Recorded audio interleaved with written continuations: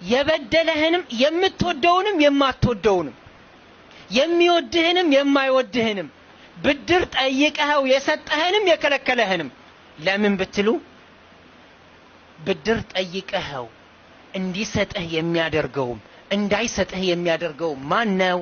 ረቡል ዓለሚን አላህ ነው። ላንተ የተወሰነውን ነገር ማንም ሊገድብብህ አይችልም።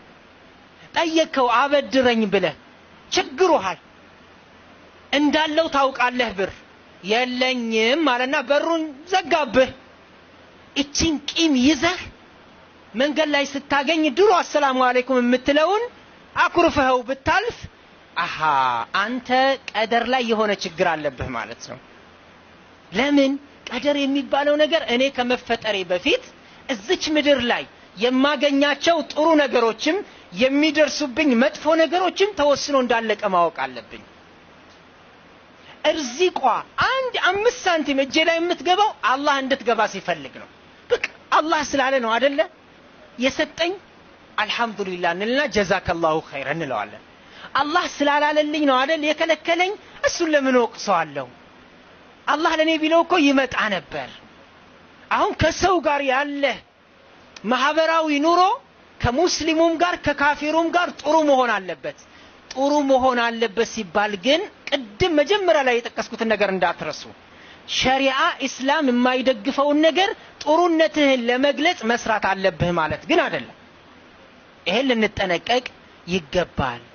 ዛሬ ብዙ አስተማሪዎች አሉ፣ ዱዓቶች አሉ። አልহামዱሊላህ ሶሻል ሚዲያ ላይ የዳኢ ብዛት ታያላችሁ። በሚታየውም ሆነ በሚደመጠው በሚነበበውም ላይ ደስ የሚሉ ሶርስ ያጣቀሱ ምንጭ ያጣቀሱ ጽሁፎች ዳዓዋዎች ከቁርአንና ከሐዲስ ከነ የመጽሐፉ ስንተኛው ክፍል እንደሆነ ገጹ ሳይቀር እየተናገሩ የሚያስተምሩ አሉ። ግን የሰዎችን ልጆች በተለይ ካፊሮችን ወደ እስልምና እንዲገቡ ከሚያደርጉ ጥሩ ነገሮች ቢኖሩ ጥሩ ባህሪ ነው።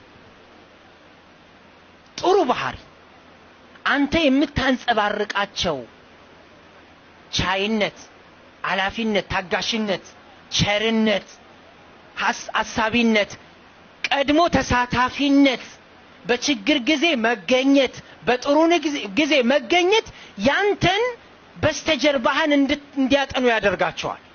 ይሄ ሰው ምንድነው? ሀታ ሙስሊም እንኳን መሆንህን